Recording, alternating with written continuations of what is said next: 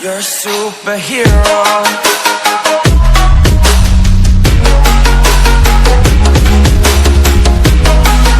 Hello guys, good morning to all of you. आज हमारी class है फंडामेंटल ऑफ नर्सिंग की। हमारा टेम्परेचर कंप्लीट हो गया था ना लास्ट क्लास में। आज हम पढ़ेंगे फीवर के बारे में। Fever, pyrexia and febrile. ठीक है, ये तीनों टर्म एक ही हैं। फीवर को ही हम पायरेक्सिया भी कहते हैं और फेब्राइल भी कहते हैं। ठीक है, फेब्राइल का मतलब क्या होता है? With fever. With fever. Febrile का मतलब होता है, एक टर्म और होती है एफेब्राइल। फेब्राइल का मतलब क्या होता है? Without fever. Without fever. आज हम फीवर में अपने इम्पोर्टेंट टॉपिक जो हमारे एग्जाम पर्पज से इम्पोर्टेंट है वो सब पढ़ेंगे और एमसीक्यू भी डिस्कस करेंगे। ठीक है, अब हम चलते अपनी आगे क्लास में। फीवर क्या है हमारा? फीवर क्या होता है हमारा? Raise body temperature, raise body temperature above 98.6 degree Fahrenheit and 37 degree Celsius. अगर हमारा बॉडी टेम्परेचर रेज हो जाता है, किससे अबव हो जाता है? 98.6 हमारा नॉर्मल बॉडी टेम्परेचर है ना। तो नॉर्मल टेम्परेचर से हमारा जो बॉडी टेम्परेचर है वो रेज हो जाएगा, बढ़ जाएगा। रेज का मतलब होता है बढ़ना, बढ़ जाएगा वो, या 37 डिग्री सेल्सियस से अब हो जाएगा। तो that condition we can say fever. That condition we can say fever. इस कंडीशन को हम क्या बोलेंगे? फीवर। ठीक है, आई होप आप लोगों को समझ में आ रहा होगा। फीवर हमारा क्या है? Raise body temperature above 98.6 degree Fahrenheit and 37 degree Celsius. अगर हमारा बॉडी टेम्परेचर 98.6 से अबव हो जाता है तो that condition we can say fever. इस कंडीशन को हम लोग क्या कहेंगे? फीवर है पेशेंट को। आगे चलते हैं हम अपनी क्लास में।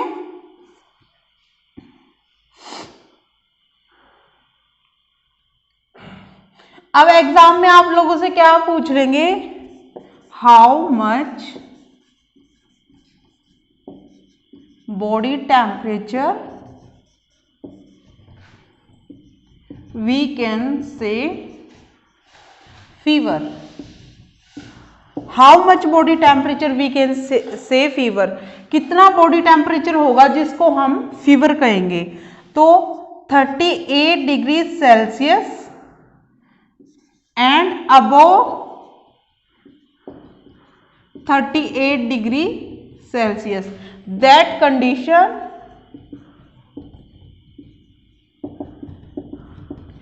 we can say fever. ठीक है, कितना बॉडी टेम्परेचर को हम फीवर कहेंगे? अगर पेशेंट का temperature, body temperature 38 degree Celsius है या उससे ज़्यादा है, अबोव है 38 डिग्री सेल्सियस से, तो उस कंडीशन को हम क्या कहेंगे? फीवर कहेंगे। ठीक है, हाउ मच, ये एग्जाम में क्वेश्चन पूछा जा सकता है। How much body temperature we can say fever. कितने बॉडी टेम्परेचर को हम फीवर का नाम देंगे। ठीक है, आगे चलते हैं हम। जो हमारा अब सेल होता है, एनाटॉमी में हम क्या पढ़ रहे हैं? सेल पढ़ रहे हैं ना। सेल हमारा आज कंप्लीट हो जाएगा। सेल में, सेल क्या होता है हमारा? ये सेल होता है हमारा। सेल जब फंक्शन करता है और अपने सेल खुद को मल्टीप्लाई करता है तो क्या बनाता है? टिश्यू। टिश्यू से फिर हमारा क्या बनता है? ऑर्गन। ऑर्गन से हमारा क्या बनता है? Organ system. और ऑर्गन सिस्टम से हमारी क्या बनती है? Human body. ठीक है, तो जो सेल है उसको फंक्शन करने के लिए, ठीक है। उसको फंक्शन करने के लिए कितना मतलब टेम्परेचर चाहिए होता है नॉर्मली, वो क्वेश्चन एग्जाम में कई बार पूछा जा चुका है, वो डिस्कस करेंगे अब हम। क्वेश्चन क्या पूछ लेंगे, क्वेश्चन क्या पूछ लेंगे, suitable temperature for cell to effectively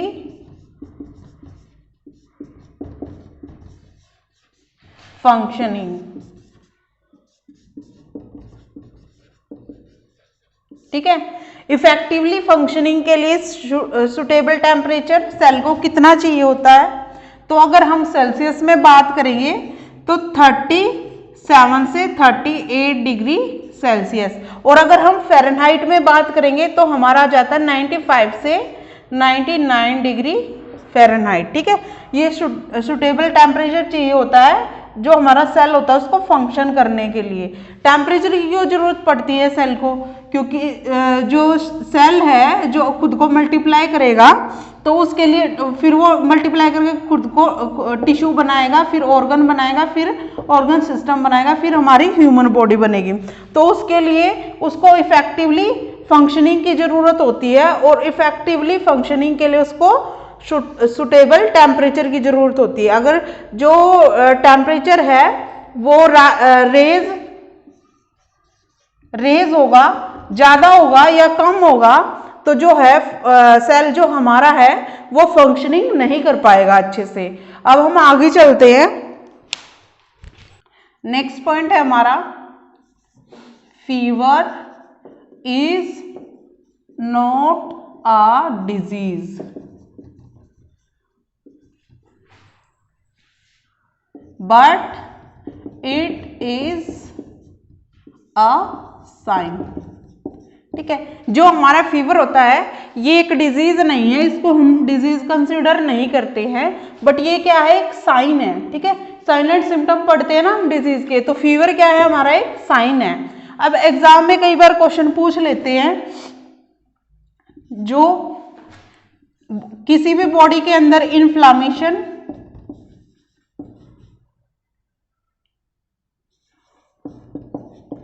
and infection हो जाए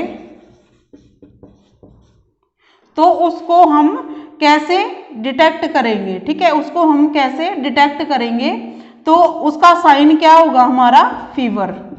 कार्डिनल साइन पूछ लेते हैं कि इन्फ्लामेशन और इन्फेक्शन का कार्डिनल साइन क्या है। कार्डिनल साइन क्या है इन्फ्लामेशन और इन्फेक्शन का, फीवर। अगर किसी पेशेंट को इन्फेक्शन है तो सबसे पहले पेशेंट को क्या आता है, फीवर ही आता है ना, या इन्फ्लामेशन है बॉडी के अंदर तो क्या आएगा, फीवर। तो फीवर क्या है, एक साइन है, नॉट अ डिजीज। ये एक डिजीज नहीं है, साइन है बट। ठीक है, अब हम इसके टाइप्स पे चलते हैं, types of fever.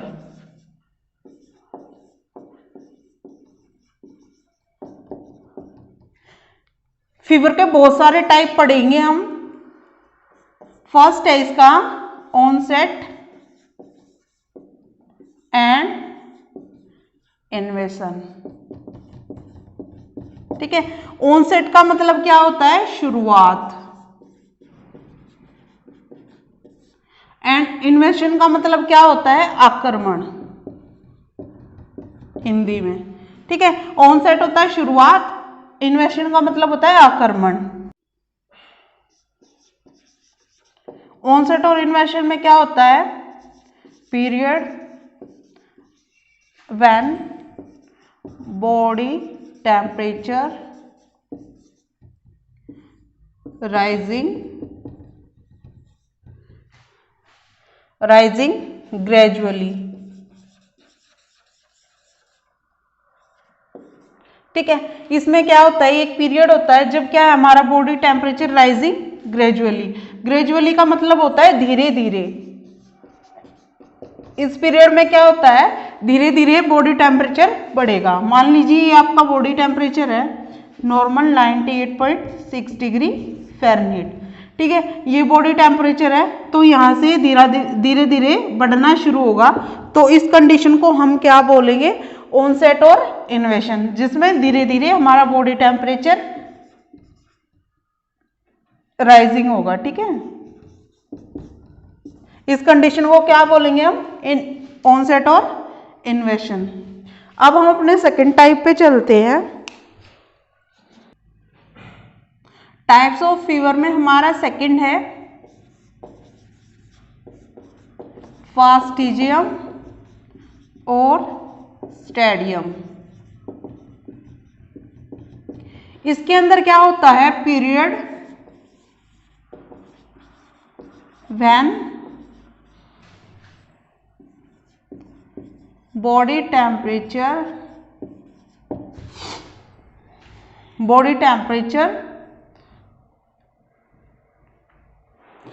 Period when body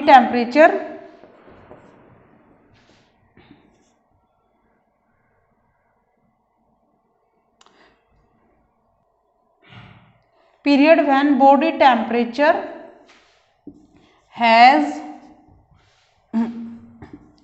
reaches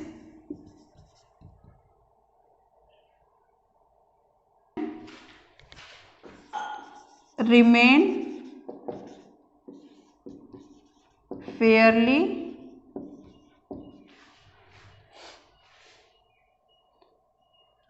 fairly constant at high level। इस कंडीशन में क्या होता है, period when body temperature has reaches maximum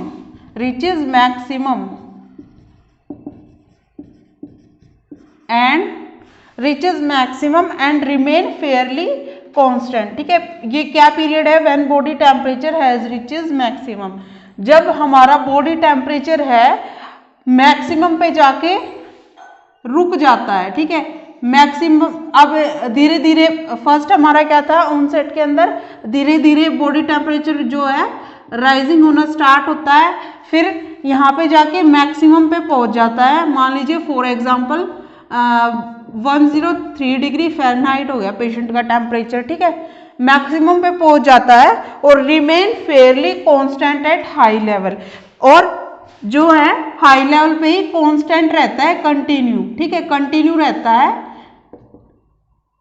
does not come to normal. ठीक है, नॉर्मल नहीं आ पाता है, कांस्टेंट रहता है फीवर। ठीक है, एक ही जगह पे। ठीक है, थर्ड है हमारा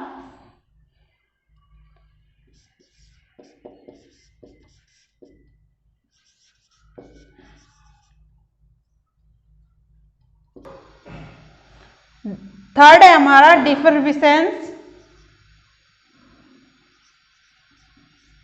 और डिक्लाइन। डिफरेंस का मतलब क्या होता है, बचाव, इससे समझ लो, मतलब डिफरेंसिव। ठीक है, डिक्लाइन क्या होता है, हमारा पतन। ठीक है, डिफरेंस और डिक्लाइन, इसके अंदर क्या होता है, period when body temperature returning to normal. ठीक है, ये कौन सा पीरियड है, when body temperature returning to normal. ठीक है, जब हमारा बॉडी टेम्परेचर दोबारा से अपनी नॉर्मल कंडीशन में आ जाता है, उस कंडीशन को हम क्या बोलते हैं, डिफरेंसिव और डिक्लाइन। ठीक है, जब हमारा बॉडी टेम्परेचर धीरे धीरे नॉर्मल होना स्टार्ट हो जाता है, उस कंडीशन को बोलते हैं हम डिफरेंसेस एंड और डिक्लाइन। अब जो हमारा बॉडी टेम्परेचर है उसके दो वे हैं नॉर्मल आने के। ठीक है, 2 वे हैं। एक तो होता है हमारा, फर्स्ट है हमारा सडन फॉल, सेकंड है हमारा सडन फॉल एंड सेकंड है हमारा